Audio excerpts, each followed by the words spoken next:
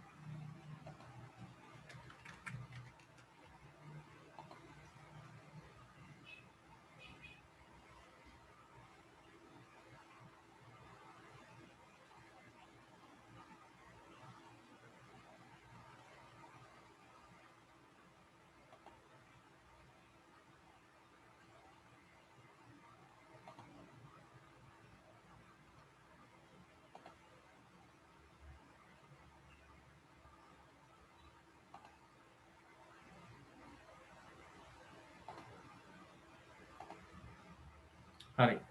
බලමු. ඒ කියනවා අපෝ සාමාන්‍ය පෙළ විභාගය සම්බන්ධ වැදගත් කරුණු කීපයක්.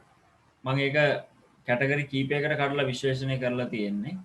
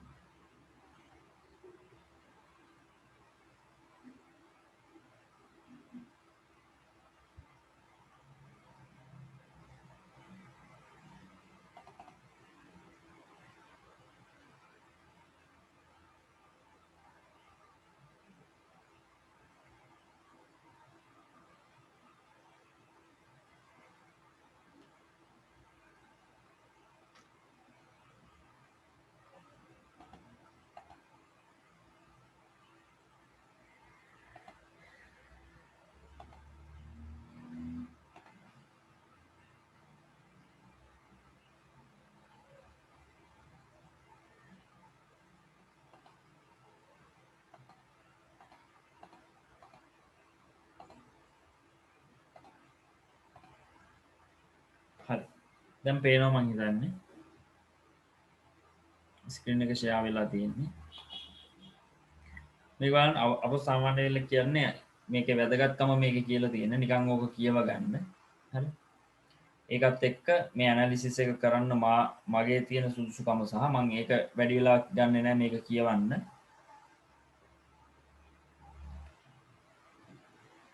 මේක බලන්න ප්‍රධාන ඉලක්කය තමයි ඔලෙවල් විභාගයේ ඉතාම වැදගත් වෙන IT වලට ඒකක් ගන්න එක. පහසුවෙන් ගන්න විදිය. මම මේක පැහැදිලි කරන්න ඔයගලන්ට මේක බැලුවට නොතේරෙන පැත්තක් මම මේ කියන්න යන්නේ.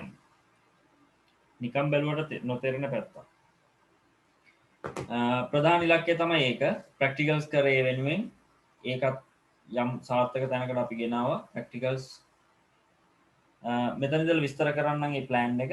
අපි සරලවම ඒකක් ගන්නවා නම් MCQ වලට 30%ක්, ඒ කියන්නේ 40න් 30ක්, රචනා වලින් 60න් 45ක් ගන්න ඕනේ. එතකොට 30යි 45යි ලකුණු 75යි. එතකොට 75 ලැබෙන්නේ ඒකට. ඒක තමයි ඔය කියලා තියෙන්නේ. එතකොට ඒක ගන්න අපේ මිෂන් එක තමයි මේකෙන් අපි සැලකිය යුතු ප්‍රමාණයක් මේ වෙනකොට ආවරණය වෙලා තියෙන්නේ. එතකොට මමත් ටෙස්ට් එකක් තියෙනවා. ඒක බොහෝ විට ලබන සතිය වගේ. ඒක ඔන්ලයින් පේපර් එකක්. ටයිම් ලිමිට් එකක් දීලා ක්ලාස් ටයිම් එක ගන්න නැතුව මම එහෙම පුළුවන් වුණොත් මොකද අපිට අර මගහැරිච්ච ක්ලාස් එකකුත් තියෙන නිසා ඒ වෙනුවට හරි දාලා මම ඒක කරනවා. ඒ ටයිම් එක. මේ එතකොට ඒකට ටයිම් ලිමිට් එකක් දීලා අපි ඔයාලට ආන්සර්ස් දෙන්න තමයි ඒක හදන්නේ. එතකොට ඒ ආන්සර්ස් එක්ක දැන් අද මං 2018 19 පේපර්ස් ඩිස්කෂන් පටන් ගන්නවා. මේක කතා කරලා ඉවර වෙලා. එතකොට අපේ ඒක ලබා ගන්න ඒම් එක syllabus, papers and test. grade 10 එක, grade 11 MCQ, essay, normal and analyzed. ඒ කියන්නේ syllabus එක already covered. And papers, MCQ and essay we are going to discuss about the 2018 and 19 both. And test normal and analyzed. normal කියලා කියන්නේ normal ඔය test විදියට අපි ඕන තරම් කරලා තියෙනවා. ඊට අමතරව ඇනලයිස් කියලා කියන්නේ මම විභාගේ ඒම් කරලා ඇනලයිස් කරපු ඒවා දැන් ඉස්සරහට මම මේ දවස් අපිට තව දෙකද තුනද ඒ දවස් දෙක හෝ තුන ඇතුළත අපිට ඒක කරන්න පුළුවන්. ඇනලයිස් කියලා කියන්නේ මේ ඒම් ඇනලයිස් කරලා කියන්නේ මේ ඇනලිසිස් එකත් එක්ක මම ගත්තු ඩීටේල්ස් ටික. දැන් මම කියවනේ මේකේ ගොඩක් මේ ඉස්මතු වෙන දේවල් ටික මම මේකේ කතා කරලා තියෙනවා. මේ ඇනලිසිස් එකත් එක්ක ඔයගලන්ට මේක තේරුම් ගන්න පුළුවන්. මේක බලන්න රූපේ පරිදි ICT වලට ඒකක් ගන්න හොඳ සැලැස්මක් අපිට තියෙනවා. ඒ වෙනුවෙන් අපි පාඩම් 9 10 වසර 11 වසර පාඩම් 6 බෙදී යන ආකාරය තමයි පැහැදිලි කරන්නේ. මම මේක නිකන් කියවන භාෂාවෙන් වගේ තමයි ලියලා තියෙන්නේ. මේකේ උත්සාහ කරන්නේ මම ප්‍රමුඛතා පාඩම් ටික ඔයගලන්ට හඳුන්වලා දෙන්න. I'm going to introduce priority lessons. What are the priority lessons? What is the contribution? ඇත්තට මට මේකේ පාඩමේ දායකත්වය තමයි බලන්න ඕනේ. What kind of contribution that those lessons are giving to the exam? A priority lessons are giving big contribution to the exam. ඒක අපි බැලුවොත් එහෙම out of almost 7 out of 15 lessons are giving more than 75 of the marks of the exam. Exam ekේ more than 75% are given through the 7 lessons.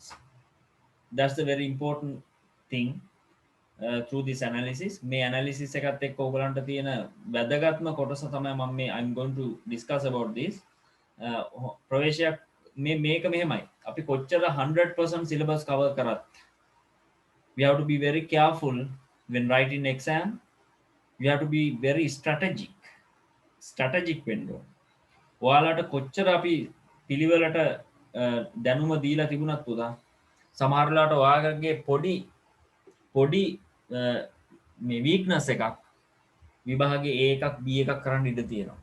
ඒක නිසා මේ weaknesses අපි පුළුවන් තරම් මේ කොහොමද අයින් කරන්නේ කියන එක තමයි මේකෙන් මම කතා කරන්නේ.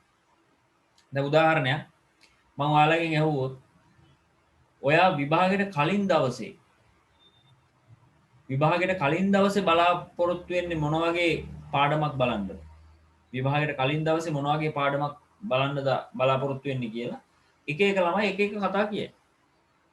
මම ඔයාලට අන්න එදාට වුණත් පාඩම් කරන්න තියෙන ප්‍රයොරිටි ලෙසන්ස් හඳුන්වලා දීලා තියෙනවා. ඔයා එදා දවසට කවදාවත් ඔපරේටිං සිස්ටම් වගේ එකක් තියාගන්න නෑ පාඩම් කරන්න. ඇයි? look at the contribution. MCQ average and essay average. Only 2 from essay, only 2 from MCQ.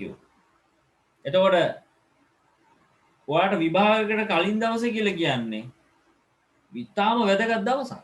ඔයා එදා දවසේ ඔපරේටිං සිස්ටම් බලනවා නම් ඔයා එක්සෑම් එක හඳුනගෙන නැහැ. හරි? එක්සෑම් එක හඳුනගෙන නැහැ. ඒක තමයි ලොකුම ඩිස්ඇඩ්වාන්ටේජ් එක වෙන්නේ වාට. හරි? අපි ඒ වෙනුවෙන් තමයි මේ කතා කරන්නේ. සහ මේ දේවල් ඔයාලා අනිවාර්යෙන්ම අයිඩෙන්ටිෆයි කරගන්න. මොනවද අපේ වීක්නසස්, මොනවද අපි මේ අයින් කරගන්න ඕන දේවල් කියන එක. හරි? එතෙන්දී අනිත් විෂයන් වුණත් මේ වගේ දේ හදාගන්න පුළුවන් නම් ලේසි. මේ ගොඩක් මම කලින් ඉඳලම කිව්වා ඒක.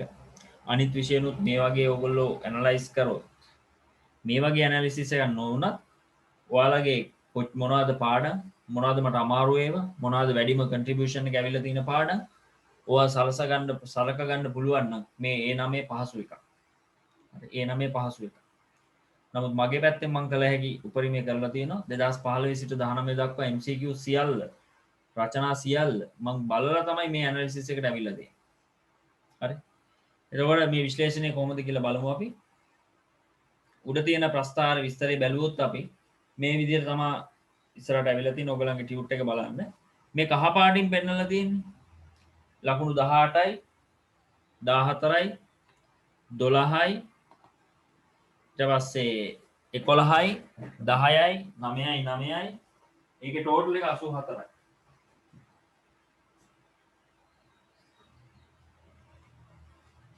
හරි? ඒකේ ටෝටල් එක එනවා 84ක්.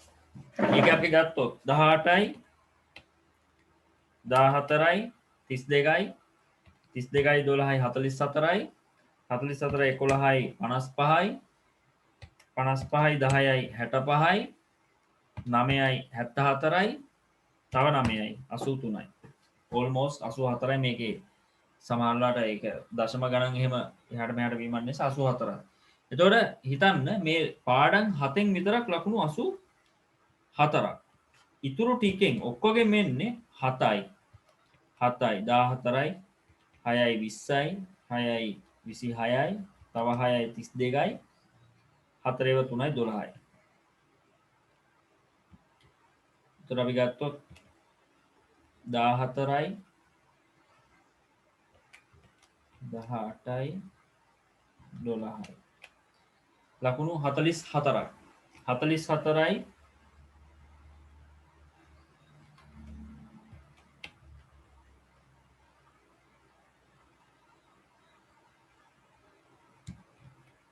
මේක අපි ගත්තොත්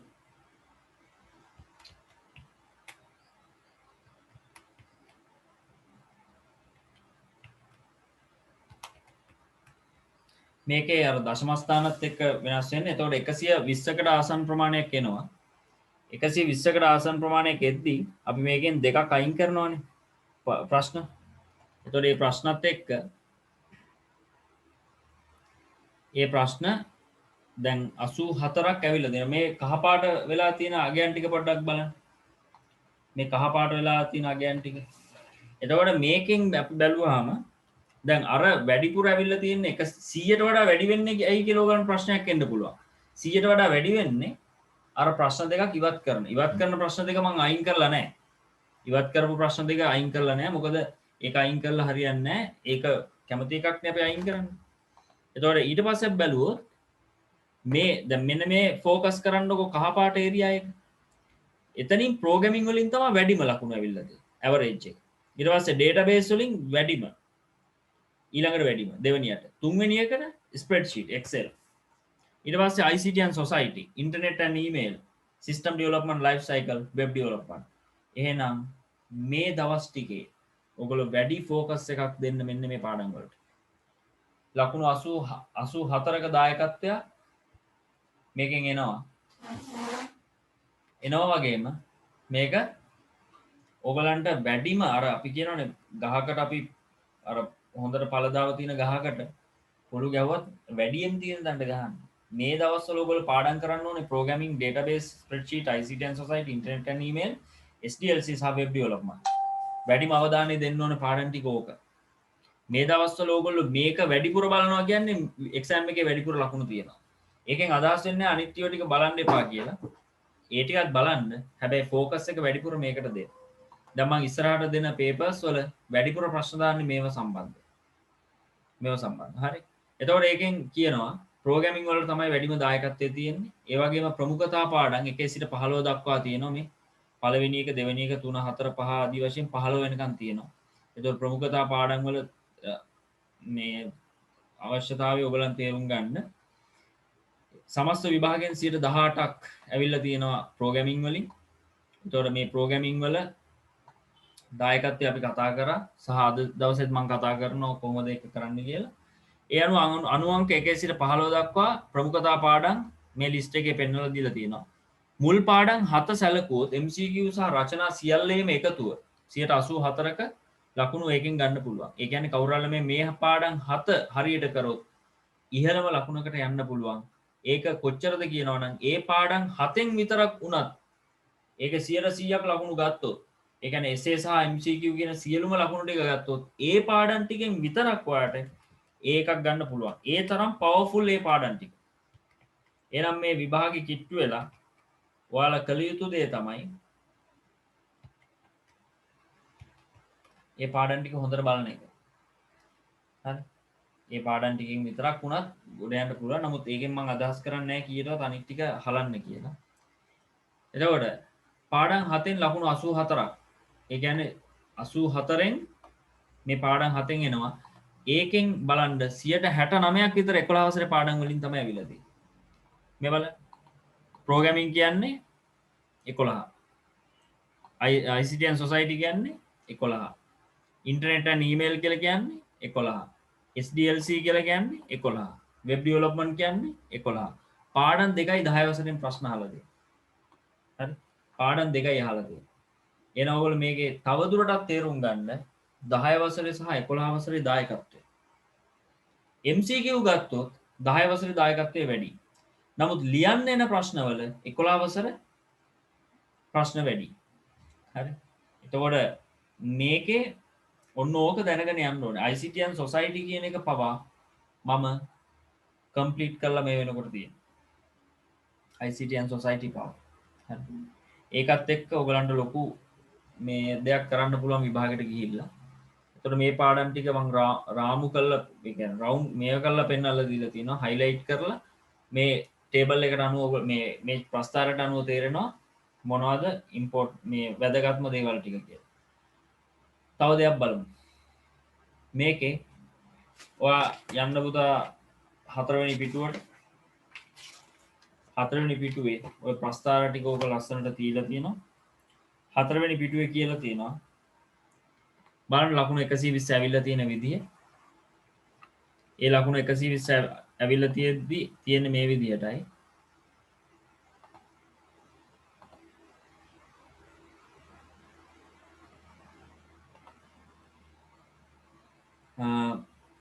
MCQ බලන්න පොඩ්ඩක්. MCQ කියන කැටගරි එක 10 වසරෙන් ප්‍රශ්න 19ක් ඇවිල්ලා තිනවා 2015. ඊළඟට 11 21ක් ඇවිල්ලා තියෙනවා ප්‍රශ්න. එතකොට හරියට බැලුවොත් මේක ආසන්නයෙන් ගත්තොත් 19ක් කියලා කියන්නේ 40න් 47.5යි. එතකොට 21යි කියලා කියන්නේ ඒක අනිත් පැත්ත 100න් අඩු කරලා ගන්න 52.5යි වගේ. ඒ කියන්නේ බැලු බැලමට පේනවා මේක 50% 10 11න් අහලා දින 2015. නමුත් 2016 වෙනකොට ඒක ප්‍රශ්න 23ක් ඇවිල්ලා තියෙන්නේ. ඒ කියන්නේ 57.5ක් ඇවිල්ලා තියෙන්නේ 2016. 2016 57.5ක් ඇවිල්ලා තියෙන්නේ 10 වසරේ. 2017ත් එහෙමයි. 2018 බලන්න මේ කන්ට්‍රිබියුෂන් එක 27 ප්‍රශ්න 40න් 67.5ක් ඇවිල්ලා තියෙන්නේ 10 වසරේ. මට පොඩි සැකයක් තියෙනවා. පොඩි සැකයක්. 2020ත් 2018 වගේ වෙයිද කියලා. ඇයි? ඉතිහාසයේ ළමයින්ගෙන් ගත්තොත් මේ එක්සෑම් එකකට ලියන්න ඉන්න ළමයින්ගෙන් වැඩියෙන්ම බැටකාපු ළමයි පිරිසක් තමයි ඔයගොල්ලෝ. හරි. ඒ කියන්නේ ස්වභාවික ව්‍යසන, මිනිසුන් විසින් හදපු ව්‍යසන, ඒ සියලු දේවල් 10 සහ 11 වසර ඔයගලන්ගේ යම් මට්ටමක හානියක් වුණා. හැබැයි මම ඒක කීයටවත් පසුබෑමකට හේතු වෙන කාරණයක් හැටියට නෙමෙයි මම කතා කරන්නේ. ඒක නිසා ඕගොල්ලන් පොඩි අස්වැසිල්ලක්වත් ගන්න එපා. හරි. පොඩි අස්වැසිල්ලක්වත් ගන්න එපා. ඔයාලා මගෙන් කවදාවත් අහන්නේ නැහැ සර් යුද්ධය කරන කාලේ ඕගොල්ලෝ සර්ලා ඉගෙන ගත්තා නේද? එතකොට ඒකෙදි මොකද වුනේ කියලා. අපි ප්‍රශ්න රැසක් මැද්ද ඉගෙන ගත්තේ. 2008 සහ 2009 කියන්නේ අපි කොළඹ ඉගෙන ගන්න කාලේ. යුද්ධය අවසාන කාලේ ඔය ප්ලේන් ඇවිල්ලා හප්පපුවා, ඊට පස්සේ බස් වල බෝම්බ පිපුරුවා, ඊට පස්සේ කෝච්චි වල බෝම්බ පුපුරනවා, සීට් එකක් මේ බෑග් එකක් තියලා නිකමටවත් එළියට යන්න බෑ. ඊට පස්සේ රැක් එකක් උඩින් අම්මලාගෙන් අහන්න ඒ එක්ස්පීරියන්ස් එක. රැක් එකට බෑග් එකක් දාන්න බෑ. නැගිටලා ගියොත් එහෙම බෑග් එක මුළු ඔක්කොම හිටගෙනම ඒක එක්ක අරගෙන යන්න වෙනවා. කවුරුත් බෑග් එකක් ගන්නෙ නෑ සැක සහිතව බලන්නේ. ඔයගේ ප්‍රශ්න ගොඩක් තිබ්බා. හැබැයි දැන් එකක්වත් මම ඔයා කිව්වට ඔයාලට වැඩක් නෑ. ඇයි? මම මේවා කිව්වා කියලා ඔයාලට ඒක සෙන්ස් වෙන්නේ නැහැ ඒ විදිහට. නමුත් ඒ අත්දැකීම අපි විඳලා තියෙනවා.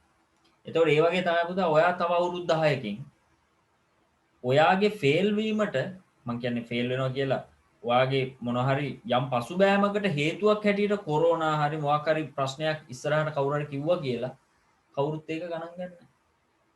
දැන් මම කැවිලා කිව්වොත් මට ඒ කාලේ ඩිග්‍රී එක කරගන්න බැරි වුණා මෙන්න මේ ප්‍රශ්න නිසා යුද්ධ කාලේ නිසා කියලා ඔයාලා මාගවට ක්ලාස් එකට එන්න නැති වෙන්න පුළුවන්.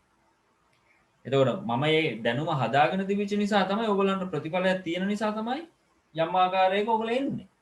එතකොට මම ඒ කාලේ දැනුම හදාගන්න ඕනේ. එතකොට ඒක නිසා අපිට කාටවත් අර නිදහසට කාරණා නැහැ. කොරෝනාවත් සහරාන් බෝම්බ ගැහුවත් ඒක ස්වභාවිකව ලෝකේ වෙන දේවල් වෙන්න පුළුවන්. කවුරු හරි හදපු දෙයක් වෙන්න පුළුවන්. හැබැයි ඒ හේතුව හින්දා අපේ ජීවිතේ නාස්ති කරගන්න බෑ. මම ඒකයි කිව්වේ ඒක අඩු වැඩි වශයෙන් 2018 තියෙන ස්වභාවය වගේ ප්‍රමාණයක් ප්‍රශ්න දැන් බලන්න 2019 25ක් ඇවිල්ලා තියෙනවා. 40 160 25 බෙදීම 40 162.5ක් වගේ. හරි 162.5ක් වගේ ඇවිල්ලා තියෙන්නේ 10 වසරේ. 60ක් කියලා තමයි මම දාලා තියෙන්නේ ආසන්නය. එතකොට 60ක් විතර ඇවිල්ලා තියෙන්නේ 62ක් විතර 10 වසරේ. ඔය තත්ත්වේ වෙනස් වෙන්නේ නැහැ වගේ වෙයි. මට හිතෙනවා මේ අවුරුද්දේ 2018 මට්ටමට 10 වසරෙන් MCQ වෙයිද කියලා. ඇයි? හේතුව තමයි 2019 2020 ළමයින්ට 11 වසර මොකද සමස්තයකට බෙදිලා යන එකක් නෙවෙන්නේ. මම මේ පෙරීමක් කරන්නේ ප්‍රෙඩික්ෂන් එකක්. ප්‍රෙඩික්ෂන් එක මම මේ නිකන් ආවට ගියාට නෙමෙයි කියන්නේ. අවුරුදු 5ක් ආපස්සට බලලා කියන්නේ. අවුරුදු 5ක් ආපස්සට data සැලකිලිමත් වෙලා ඔයගලන්ටම තේරෙනවා 2010 15 16 17 18 19 ප්‍රශ්න 20 19 වගේ තිබිච්ච එක 23 23 27 25 දක්වා ඇවිල්ලා තියෙනවා. ඒතර 20 දී ඕගලන් ගොඩක් දෙනකොට 11 වසර මග ඇරිච්ච ළමයි ඉන්නේ. මග ඇරිච්ච කියන්නේ ගොඩක් ප්‍රශ්න කරගන්න හම්බුන්නේ නැහැ. මේක ඕගලන් බස්නාහිර පළාතේ නිසා මොන හරි දෙයක් කරගත්තා. නමුත් පිට පළාත්වල ළමයින්ට ගොඩක් මග ඇරෙන්න ඇති. ඒක නිසා 10 වසරෙන් මගේ ඒම් එක තමයි 2020 වෙනකොට 2020 පේපර් එකේ ප්‍රශ්න 25කට වැඩි සංඛ්‍යාවක් එනවා. එහෙනම් ඔයාලට ස්කෝර් කරන්න පුළුවන් 10 වසර පුළුවන් තරම් පාඩම් කරන්න. ඒ පාඩම් කළ යුතු පාඩම් ටික පවා මම කියලා තියෙනවා. ඒකයි මේකේ විශේෂත්වය. අපි යන් ඉස්සරහට. ඔයාලා ප්‍රශ්න දෙකක් ඉවත් කරනවා. එතකොට මේකේ ප්‍රශ්න ලකුණු මේකේ ලකුණු 100ක් එනවා. මම ගත්තේ හැමෝටම පොදු ක්‍රමයට. මොකද මට ඉවත් කරන්න බෑනේ හිතලා දෙක. එහෙම වුණොත් කාට හරි අසාධාරණයක් නෙවෙන්නේ. ඒ නිසා අපි 120ට බලමු. ඔයාලා කැමති දෙකක් අයින් කරන්න. අනිත් එක වැඩි හොඳට කියලා අනවශ්‍ය ප්‍රශ්න ලියන්න යන්න එපා. ප්‍රශ්න 5ක් ලියන්න කිව්වා නම් පළවෙනි ප්‍රශ්නේ ඇතුළත පළවෙනි ප්‍රශ්නේ ඇතුළුව 5ක් ලියන්න කිව්වා නම් ඔයා 6ක් ලියන්න යන්න එපා. ඒව පුතා විභාගය කරන ඕගොල්ලෝ ඉතාම නුසුදුසු වැඩක්. මේක වැඩි ලකුණු ටික තියෙන එක තියෙද්දි අඩු ලකුණු ටික කපලා දායි. ඇයි ඉතින් කාටවත් කපන්න අපි තියන්නේ? ඇයි අපේ අර සැලැස්මක් නැති බව කාටවත් පෙන්වන්නේ?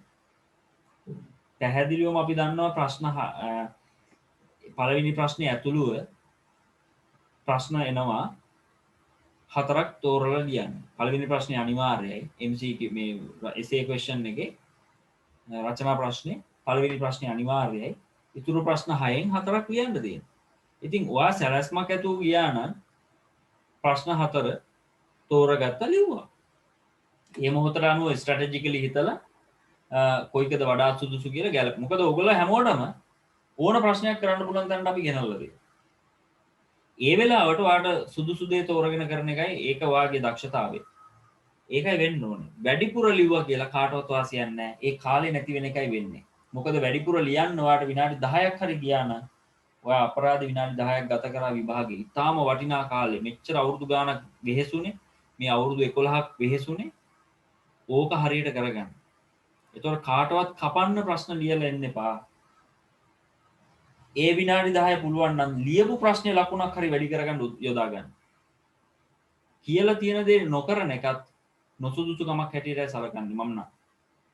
කියලා තියෙන දේ තේරෙන්නේ නැහැ කියන්නේ. හරි. එතකොට 2019 වෙනකොට MCQ 40 25යි හරි 15යි 11 වසරෙන් ඇවිල්ලා තියෙන්නේ. එතකොට අපේ ඉලක්කය තමයි MCQ 30ක්.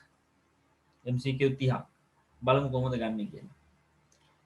10 වසරෙන් data representation ලකුණු 5 බැගින් දිගටම ඇවිල්ලා 2019 ඒක 3 දක්වා අඩු වුණා.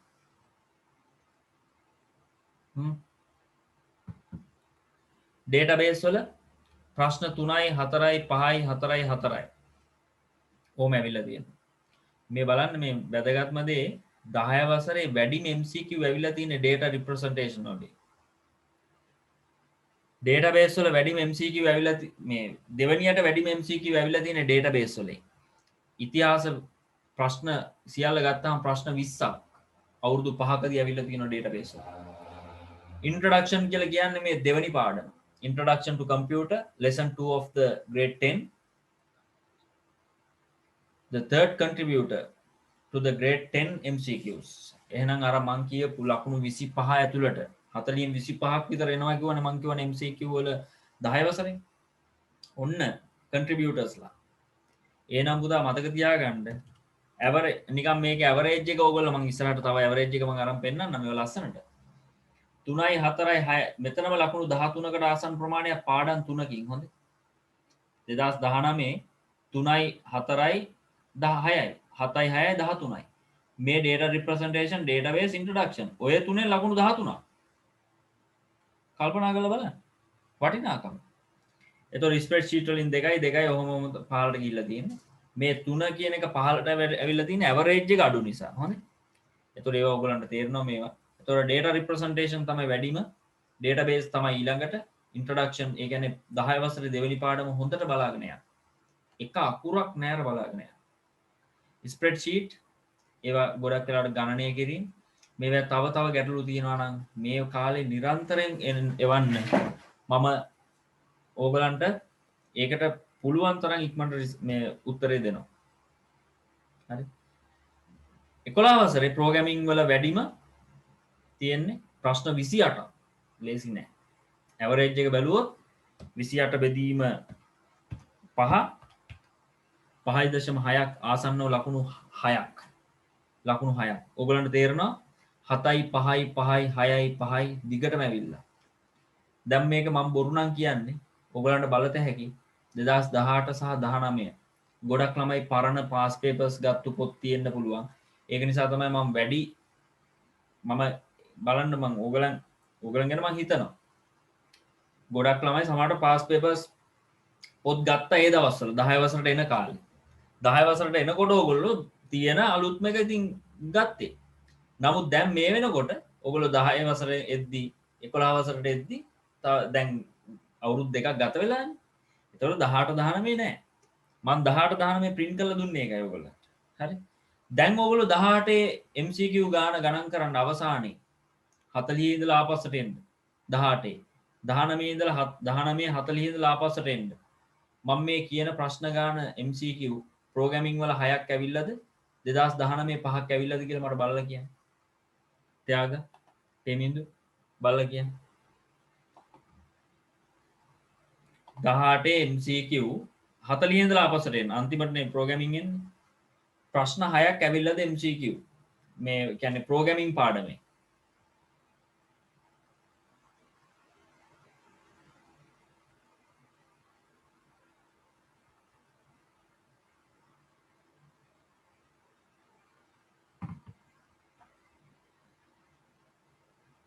දැන් ඕගලන්ට මේකේ ඇත්ත නැත්ත හොයලා බලත හැකියි.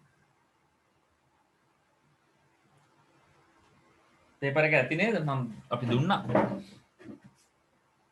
18 19.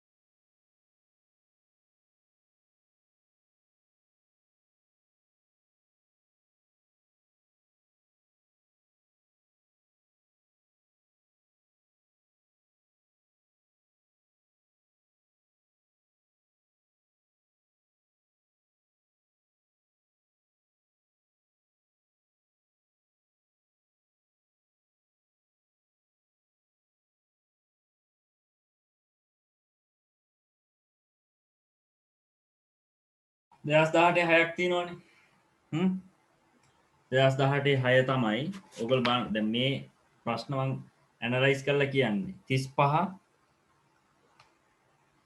හරි 35 36 37 38 39 40 ඔන්න ප්‍රශ්න 6 2018 2019 එතකොට මම මේ කියන එක බොරුවක් නෙමෙයි කියලා ඔයගලන්ට තේරෙනවා.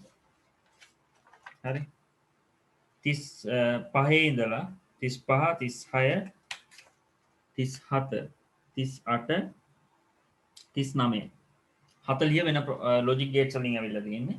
එතකොට එතන ප්‍රශ්න 5යි. එතකොට 2019 MCQ ප්‍රෝග්‍රෑමින් වලින් 5යි 2018 6යි. එතකොට මං කියන කතාව ගොඩක් දුරට හරි. මම මේකයි කියන්නේ 90%කට 95%කට වැඩි ඇකියුරසි එකක් මේකේ තියෙනවා. මම ඒ 105 දෙන්නේ කාට හරි ඕනම් විවේචනයක් කරන්න ඉඩ තියෙනවා. හරි.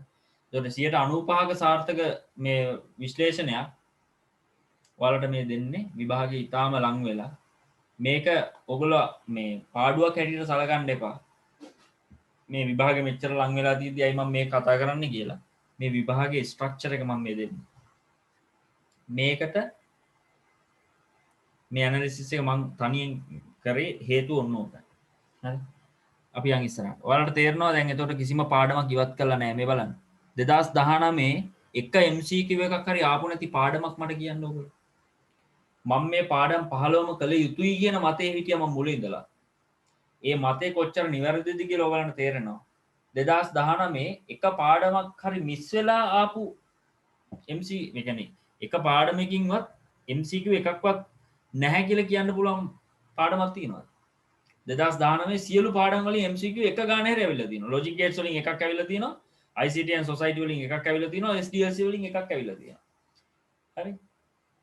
හැම එකෙන්ම එක හරි ඇවිල්ලා තියෙනවා. 2018 මිස් වෙලා තින්නේ ICT and society කියන එක විතරයි. 2017 මිස් වෙලා තින්නේ මල්ටිමීඩියා කියන එක විතරයි. 2016 සියල්ලෙන් ඇවිල්ලා තියෙනවා. 2015 ICT කියන්නේ 10 වසරේ පළවෙනි පාඩම. ඒකෙන් ඇවිල්ලා නැහැ. ඕක විතරයි වෙනස් වෙලා. ඒතකොට අතරින් පතර එක පාඩමක් විතරයි මිස් වෙලා තින්නේ. ඒතරම දෙකක්වත් මිස් කරලා නැහැ. එක පාඩමක් තමයි සමහර අවුරුදු වල මිස් වෙලා තින්නේ. නමුත් 2016 සහ 19 සියලු පාඩම් ආවරණය වෙන විදිහට MCQ දාලා තියෙනවා. එහෙනම් මේවා ටච් කරපු එකේ වටිනාකම මතක තියාගන්න. හරි. සමහර අවුරුදු වල විතරයි පාඩමක් අඩු වෙලා තියෙන්නේ. ඒකත් සටහනෙන් පේනවා. ඔයගලන්ට බලා ගන්න පුළුවන්. එතකොට සටහනේ විදිහට MCQ වැඩියෙන් ඇවිල්ලා තියෙන්නේ මොනවද? අඩුවෙන් ඇවිල්ලා තියෙන්නේ මොනවද? ඒවා සියල්ල බලා ගන්න පුළුවන්. මෙන්න මේක බලන්න හැමෝම.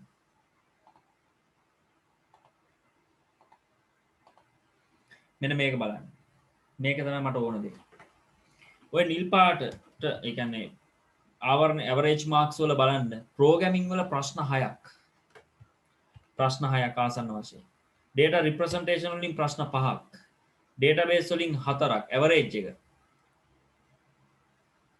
ඒ 3 15යි එකතුව. ඒ 3 15යි එකතුව. ඒ කියන්නේ 40න් 15ක් කියන්නේ මතක තියාගන්න 37.5ක්. හරි.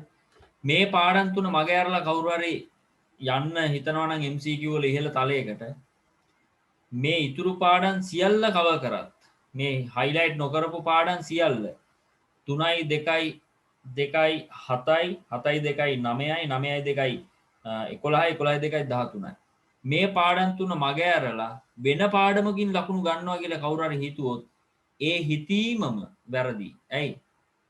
ඒ ලකුණු 15 මෙතනින් අහිමි කරගෙන මේ ලකුණු ඔක්කොම ගත්තත් 15 කම්ප්ලීට් කරන්න බෑ. එහෙනම් අපිට වෙන විකල්පයක් නැහැ. ප්‍රෝග්‍රෑමින් අඩුපාඩු ටික හදාගන්න, data representation අඩුපාඩු ටික හදාගන්න, database අඩුපාඩු ටික හදාගන්න, introduction ඒ කියන්නේ මං කිව්වා 10 වසරේ දෙවෙනි පාඩම අඩුපාඩු ටික හදාගන්න. සමස්තයක් විදියට ගත්තාම 10 11 කියන සංකල්පය බැහැර කළා. සමස්තයක් විදියට ගත්තාම වැඩිම ලකුණු ගෙනල්ලා තියෙන ප්‍රෝග්‍රෑමින් එකේ ඊළඟට data representation ඊළඟට database හතරවෙනි තැන introduction average එක ලකුණු 3 බැගින් ඇවිල්ලා තියෙනවා. එතකොට web development ඊළඟට spreadsheet ඊළඟට මේකේ සමස්ත එකතුව ගත්තාම 6යි 5යි 4යි 3යි 3ව දෙකක් එනවා ආයෙ එතනට 6ක් එනවා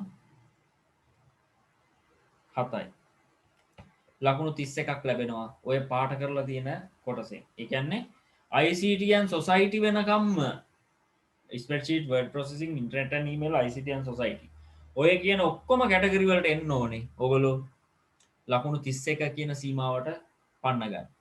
එහෙනම් මේ පාඩම් වලින් තමයි ලකුණු 31 ලැබෙන්නේ. එතකොට ඒකේ තියෙන MCQ උදාහරණයක් මම කියන්න data representation කියන එකේ දෙවැනියට වැඩිම highest contribution එක තියෙනවා for the MCQ but essay වල ගත්තොත් රචනා ප්‍රශ්න වල ගත්තොත් මේක ඉතාම අඩු වගේක්. ඒ කියන්නේ data representation වල ඔයගලන්ට MCQ වලින් තමයි ස්කෝර් කරන්න දෙන්නේ. data representation කියන පාඩම 10 වසරේ 3 වෙනි පාඩම ස්කෝර් කරන්න තියෙන්නේ MCQ වලින්. එහෙනම් වැඩිපුර data representation වගේ පාඩම් මේ වැඩිපුර හුරු වෙන්න ඕනේ ඔයගොල්ලෝ MCQ level එකේ ප්‍රශ්න වලට. programming වල දෙපැත්තටම. database වල ඒත් දෙපැත්තටම. introduction වල ඒ කියන්නේ 10 වසරේ දෙවෙනි පාඩමේ MCQ level එකේ ප්‍රශ්න වලට තමයි වැඩිපුර හුරු වෙන්න ඕනේ.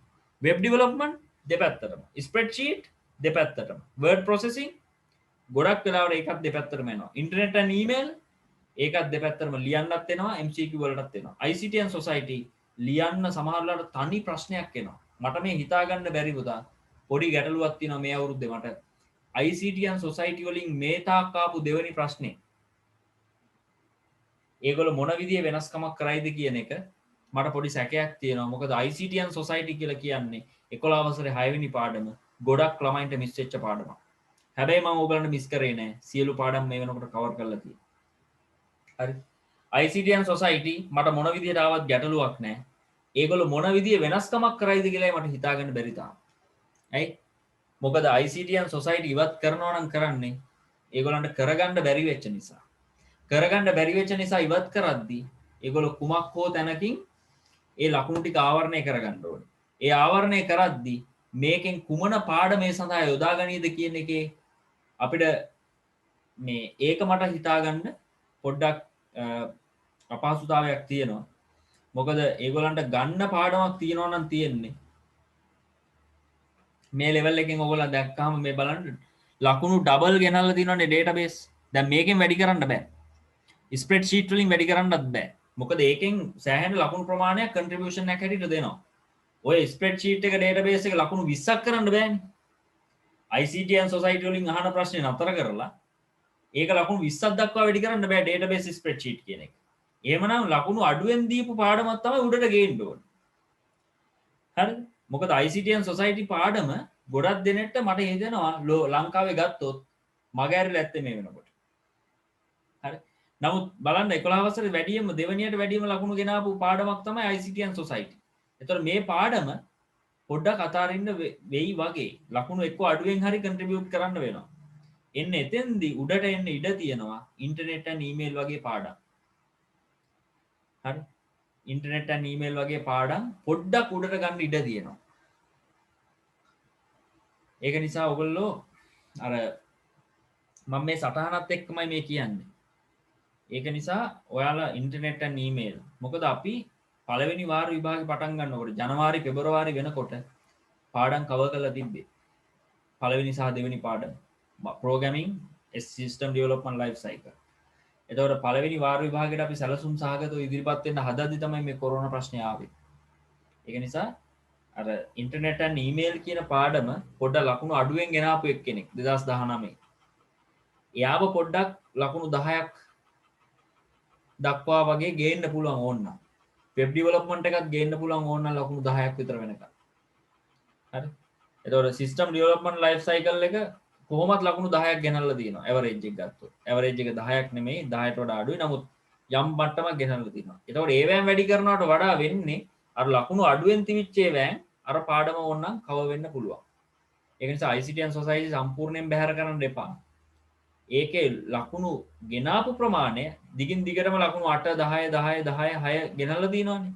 ඒ ලකුණු ප්‍රමාණය යම් අඩු කිරීමක් කරයි කියලා මට පොඩි විශ්වාසයක් තියෙනවා මේකත් එක්ක බලද්දි. බලමු මොකද්ද වෙන්නේ කියලා. හරි. දැන් අපේ ඉලක්කය වෙච්ච 60න් 45ක් කියන එක.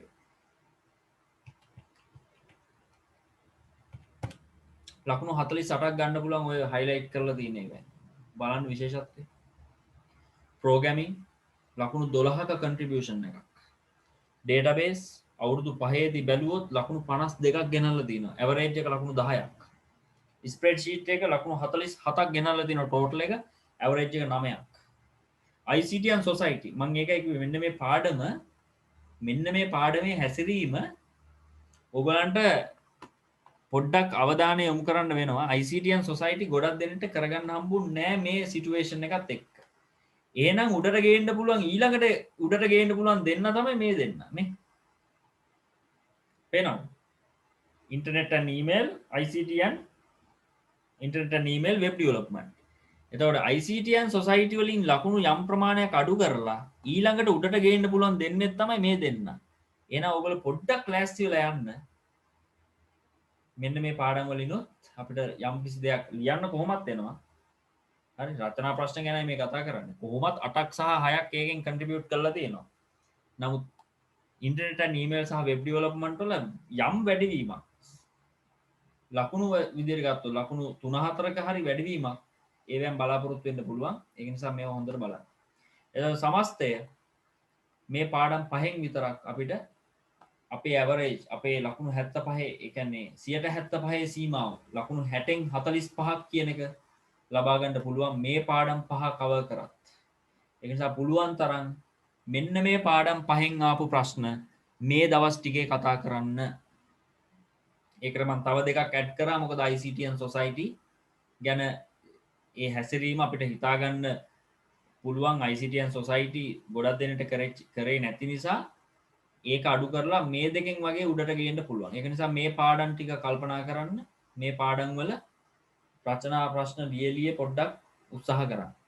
මම දැන් ඔයගලන්ට මේ දෙන්නේ අදහසක්. හරි. මේ අදහසත් එක්ක පොඩ්ඩක් උඩට එන්න. එතකොට මේ සමස්ත සටහන මම කියලා තියෙනවා මේකේ මේ පාඩම් වල 6න් MCQ සහ රචනා එකතු කරලා බැලුවාම ලකුණු 75 ආවරණය වෙනවා. ලකුණු 75 ආවරණය වෙනවා. ඇත්තටම ඒත් 75 ආවරණය වුණාට මේ පාඩමත් එකතු වුණාම අවදානම අඩුයි. මාජිනල් ලෙවල් එකට යන්න ඕනේ නැහැ. අවදානම අඩු වෙනවා මේ 9ත් එකතු වුණාම. ඒ කියන්නේ වෙබ් ඩෙවලොප්මන්ට් අර කලින්ම දීපු එක මේ. ඒකේ විස්තරාත්මක පැත්ත මේ දීලා තියෙනවා. ඔයගලන්ට බලාගත හැකි ප්‍රෝග්‍රෑමින් වල MCQ කොහොමද ඇවිල්ලා තියෙන්නේ? රචනා ප්‍රශ්න කොහොමද ඇවිල්ලා තියෙන්නේ? ඩේටාබේස් වල MCQ කොහොමද ඇවිල්ලා තියෙන්නේ? මේ රචනා ප්‍රශ්න කොහොමද ඇවිල්ලා තියෙන්නේ? MCQ කොහොමද ඇවිල්ලා තියෙන්නේ? ඒ දෙක මාරු. මෙතන essay තියෙන්නේ, මෙතන රචනා, මෙතන MCQ. ඊළඟට ස්ප්‍රෙඩ්ෂීට් වල මෙතන කොහොමද රචනා ප්‍රශ්න ඇවිල්ලා තියෙන්නේ? විවිධත්වය කොහොමද? ඒක ඇවරේජ් එකත් එක්ක සලකලා බලත හැකි. MCQ ගාන කොහොමද? එතකොට මුළු සමස්ත ලකුණු ප්‍රමාණය 88යි 72යි 60යි 54යි ඔය විදිහට ඇවිල්ලා ඇවරේජ් එක මේ ගානට ඇවිල්ලා තියෙනවා. ඒතර ඇවරේජ් එක මොන අතින් බැලුවත් 18යි 14යි 12යි 11යි ඩබල් නම්බර්ස් ඇවිල්ලා තියෙනවා මේ පාඩම් ටිකේ. ඩබල් නම්බර්ස් ආපු පාඩම් පහ විතරක් බැලුවත් ඕගලන්ට වැඩි ලකුණු ප්‍රමාණයක් ගන්න තියෙනවා. ඒ programming database spreadsheet ICT and society internet and email කියන එක. ඒකයි මම කියන්නේ මේ පාඩම් 6න් MCQ රචනා එකතු කරලා බැලුවම 75 ආවරණය කරන්න පුළුවන්. නමුත් මාජිනල් ලෙවල් එකට අපි කතා කරන්නේ හැමතිස්සෙම අපි එතනින් එහාට beyond the marginal level margin එකේ හිටියාම මේ පැත්තට වැටෙන්නත් පුළුවන් ඒ පැත්තට වැටෙන්නත් පුළුවන්. අපිට ඕනේ මේ පැත්තට වැටෙන්න නෙමෙයි එහා පැත්තට වැටෙන්න. එහෙනම් තව වෙබ් ඩෙවලොප්මන්ට් පාඩමත් එකතු වුණාම අවදානම අඩුයි. මාජින් එකේ ඉන්න ඕනේ නැහැ. අවදානම අඩු කරලා 84 මට්ටමට යනවා. හිතන්න වෙබ් ඩෙවලොප්මන්ට් පාඩම කරාට පස්සේ ඒක 84ට යනවා.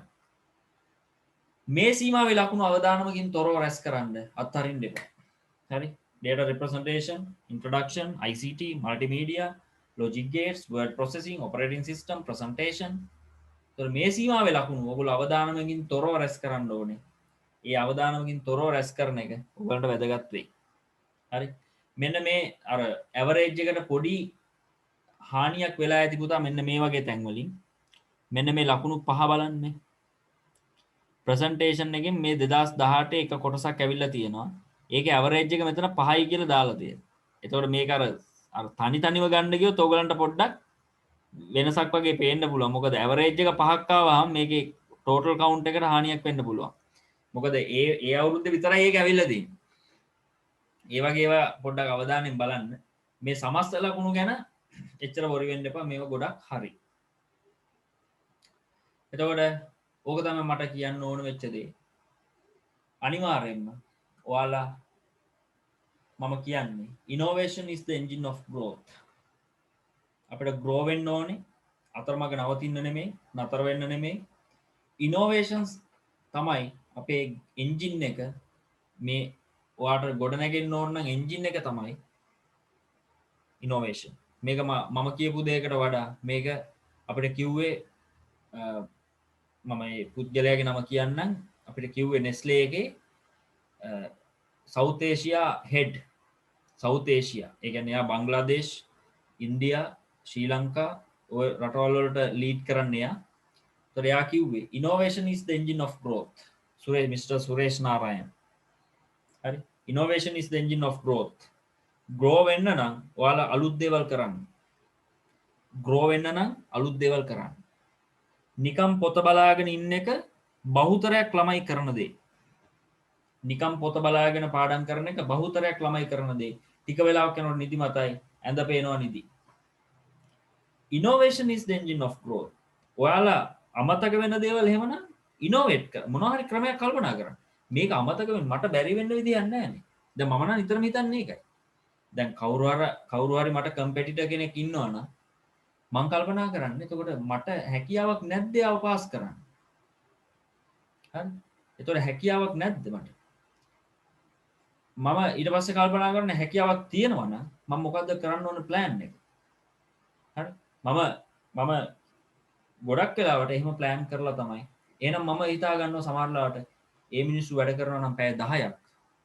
මං වැඩ කරනවා පැය 15ක්. අනිවාර්යෙන් මට near future ඒ කම්පිටිෂන් එක කඩන්න පුළුවන්. ඇයි? එයාලා පැය 10 නම් මන් දන්නේ නැහැ ඒගොල්ලෝ පැය කීයද වැඩ කරන්නේ කියලා. නමුත් මම හිතන්නේ සාමාන්‍යයෙන් කෙනෙකුට කරන්න අමාරු වැඩ තමයි මම කරන්න උත්සාහ කරන්නේ. හරි. එතකොට මම දවසට පැය 15ක් 16ක් වැඩ කරොත් කම්පිටිටර් කෙනෙකුට එච්චර කරන්න බැරි නම් එතන ජයග්‍රහණය ගන්න පුළුවන් මට. ඊළඟට hard working වලට වඩා smart working is very important. Smart working is very important than the hard work. hard work කරලා ඔයා උදේ 4ට නැගිටලා රෑ 10 වෙනකන් පාඩම් කරත් ඔයා බලලා තියෙන එක විෂයයි නම් බලලා තියෙන එක පිටු කීපයක් විතරයි නම් ඔයාලා උදේ 4ට නෙමෙයි ඊට කලින් නැගිටලා හිටියත් ඔයාලගේ ප්‍රොඩක්ටිවිටි එක බොහොම අඩුයි. හැබැයි ඔයා පැයක් වැඩ කරොත් මට කමන්නේ නැහැ. මෙන්න මේ වගේ ක්‍රමයකට. ඇයි? ඉලක්කයක් ඇතුව ඉන්නේ. ඒ ඉලක්කෙත් එක්ක ඔයාලා ලස්සන ගමනක් හදාගෙන තියෙනවා. ඒකෙදි ඔයා දන්නවා වැඩ කරන්න ඕන රටාව මොකද්ද? වැඩියෙන් වැඩ කරන්න ඕන මොන පාඩම් වලටද? අඩුවෙන් වැඩ කරන්න ඕන මොන පාඩම් වලටද? ඒකෙන් අදහස් කරන්නේ නැහැ අඩුවෙන් වැඩ කරනවා කියලා මේ පාඩම අහෙන් මෙහෙන් ගහලා දානවා කියලා. හරි? ඒකේ කරුණු ටික දැනගන්න ඕනේ. නමුත් ඔයාලා ඔළුවේ තියාගන්න පැත්තකින් මෙන්න මේ පාඩම් වලින් තමයි මේකේ වැඩිපුර ගේම් එක ගහන්න පුළුවන්. වැඩි බර අදින්න පුළුවන් කියලා. ඕකයි මං කියන්නේ. හරි. ඔයාලට ඒ 9ක් ගන්න ඕන නම් පුතා ඒ 9 සීමාවට වැඩ කරන්න ඕන. ඒතර ඔයාලා මෙතෙක්කල් පැය 8යි නම් වැඩ කරේ. ඒක දැන් මම මේ කියන්නේ ලෙඩ වෙන්න මට්ටමට නෙමෙයි. පැය 6ක නිින්දක් ලබා ගන්න. නමුත් පැය ගාන වැඩි කරන්න ඕනේ. ඒකේ වාසියකුත් තියෙනවා ඔන්ලයින් ක්ලාස් හරහා. මේ ක්ලාස් එක මතුගම තිබ්බනම් ඕගොල්ලෝ මතුගමට එන්න පැය 2යි, යන්න පැය 2යි, පැය 4යි, පැය 3ේ ක්ලාස් එක පැය 7යි. දැන් ඕගොල්ලෝ ගෙදර ඉඳන් ශනිකව ලොග් වුණා, ශනිකව ලොග් අවුට් වුණා පැය 3යි. අර පැය 4ම ඉතුරුයි. මම ඒකයි කැමති ඔන්ලයින් ක්ලාස් වලට. හරි ඔන්ලයින් ක්ලාස් වලට මම ඔන්ලයින් ක්ලාස් නවත්තන්නේ නැහැ. දිගටම කරනවා. ඔන්ලයින් ක්ලාස් ඉතාම වැදගත්. කාලය ඉතුරු වෙනවා. මම ඒකයි කිව්වේ ස්මාර්ට් වර්කින් වලටයි මම කැමති. එකම වැඩේ අර නිකම් බොරුවට මේ හાર્ඩ් වර්කින් වගේ පෙන්නලා වැඩක් නැහැ නේද? වැඩ කරනවා කියලා පෙන්නලා වැඩක් නැහැ. අවුට්පුට් එක පේන්න ඕන. වැඩ කරනවා කියලා පෙන්නලා වැඩක් නැහැ. ඔයා නිදහසේ සතුටින් ඉන්න අතරේ ස්මාර්ට් වර්කින් වලට එන්න. ඔයාට මොබයිල් ෆෝන් එකෙන් කරන්න පුළුවන් නම් ප්ලෑනින් ඒක කරන්න. දැන් මේ බලන්න. අපි දැන් සමහර දේවල් වලට අපි එච්චර වොරි වෙන්නේ නැහැ. හරි? අපි සමහර ප්ලෑනින් කරන්නේ මේ අදාළ කම්පියුටර්ස් හරහාම තමයි. මම කියන්නේ ඕගොල්ලෝ Google කැලෙන්ඩර් එක පාවිච්චි කරන්නේ. මිස් කරන දේවල් ඕගොල්ලෝ දැන් යන ක්ලාස් එක මේ සියලු දේවල් මේ Google කැලෙන්ඩර් එකේ අප්ඩේට් වෙලා තියෙනවා. එතකොට මේ අපි දන්නවා මේ එතකොට බලන්න කොච්චර ක්ලාස් තිබිලාද කියලා. එතකොට මේ වෙන්ස්ඩේ විතරයි යන්තම් ෆ්‍රී එකක් තියෙනවා. හරි. එතකොට ක්ලාසස් මෙච්චර. එතකොට ඔක්කොම මේ කැලෙන්ඩර් එක හරහා අප්ඩේට් වෙනවා. එතකොට අපි දන්නවා මෙච්චර ක්ලාස් කරලා කියලා. එතකොට මම එකයි කියන්නේ මම උදේට ක්ලාස් එකක් කරා. නමුත් මම මහන්සියක් බලන්නේ නැහැ. දැන් මෙතන ළමයි අඩුවෙන් ඉන්නවා කියලා මට ඒක ප්‍රශ්නයක් නැහැ. මං එක ළමයෙක් හිටියත් මේක මං කරනවා. ඒකයි විශේෂත්වය. මේක මතක තියාගන්න පුතා. Innovation is the engine of growth. So transform to grow. හරි. grow වෙන්න, transform වෙන්න, පරිවර්තනය වෙන්න. යම්කිසි ඔයාලගේ ජීවන රටාවේ වෙනසක් කරන්න. ඔයාලට grow වෙන්නනේ ඕනේ. මේ ඉන්න තැනින් උඩට යන්න ඕනේ. හරි. අනිත් කෙනෙකුට ආදර්ශයක් වෙන්න ඕනේ. ඔයාලව ෆලෝ කරනව නොදැනීම ඕගොල්ලෝ නංගිලා මල්ලේ. ඔයා grow වුණොත් තමයි ඔයා ලස්සනට ගමන හදාගත්තොත් විතරයි අරගොල්ල තුඩට එන්නේ. ඒක නිසා and grow to win. මේක winning එකකින් විතරයි ඉවර කරන්න අපි. මේක අතරමැද්දෙන් නතර කරන්නේ මේක අපිට අනිවාර්යෙන් ඒ 9ක සාර්ථකත්වයක් ඕනේ. කෙසේ වෙතත් IT වලට අපිට ඒකක් ඕනේ. ඒ වෙනුවෙන් තමයි මේ සියලු දේවල් කරන්නේ. හැම පාඩමක්ම වැදගත්. ඩොකියුමන්ට් එකෙන් කලේ ප්‍රමුඛතාවය ඉස්මතු කරපු එක විතරයි. ඒක හොඳට ඔලුවට ගන්න. නැත්නම් මට කවුරු හරි චෝදනාවක් කරන්න පුළුවන්. මේ පාඩම් ටික විතරක් මම කරන්න තමයි මේක කරේ කියලා නෑ. ඒ චෝදනාව මට කරන්න බෑ කාටවත්. මම පාඩම් ටික කරලා තියෙන්නේ. මම කියන්නේ ඕගොල්ලෝ කරනවා නෙමෙයි. මේ ඩොකියුමන්ට් එක බලන කෙනෙක්ට කියන්න පුළුවන් පුතා. හරි. ඒකයි මම අවසානට මේක දැම්මේ. ඒතකොට අපි ඒ සාර්ථකත්වයට යම් මේක ගැන ඕගලන්ගේ අදහසක් මට දෙන්න. ඒක මම බොහොම වැදගත් කොට සලකනවා. හරි. ඔයාලගේ අදහසක් කියන්න. මම ඊට පස්සේ අපේ පේපර් වලට යනවා.